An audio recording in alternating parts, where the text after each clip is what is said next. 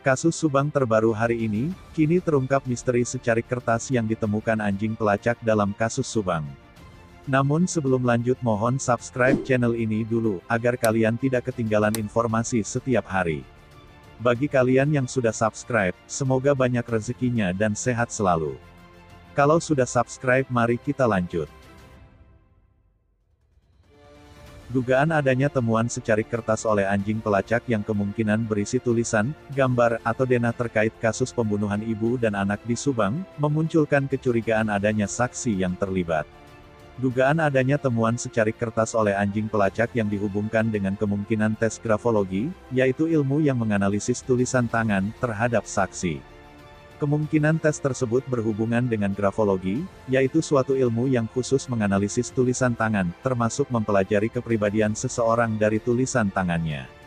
Tujuan penyidik melakukan tes itu bukan untuk menganalisis tulisan saksi apakah ada kecenderungan kriminal atau tidak, tapi lebih kepada mencocokkan antara kertas temuan anjing pelacak yang berisi gambar atau tulisan mirip tulisan dengan saksi siapa.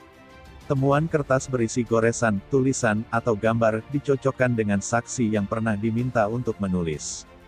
Menjelaskan bahwa hasil tes grafologi ini bisa masuk alat bukti untuk kategori keterangan ahli, surat, atau petunjuk. Lalu, pertanyaannya, adakah saksi yang pernah dianalisis tulisannya atau siapa saksi yang pernah diminta menulis oleh tim penyidik? Ternyata, memang pernah ada saksi yang diminta menulis dengan tulisan tangan di kertas. Salah seorang saksi yang pernah diminta penyidik menulis dengan tangan adalah Yosef, suami dari korban Tuti Suhartini, sekaligus ayah dari Amalia Mustika Ratu yang juga menjadi korban. Kuasa hukum Yosef, yaitu Rohman Hidayat mengungkapkan hal itu seusai Yosef menjalani pemeriksaan polisi pada Selasa, tanggal 9 November tahun 2021. Kasusnya saat itu masih ditangani Polres Subang, beberapa hari sebelum diambil alih Polda Jabar. Rohman Hidayat menyebutkan bahwa sebelum melontarkan pertanyaan, penyidik memberikan secarik kertas dan bolpoin kepada Yosef.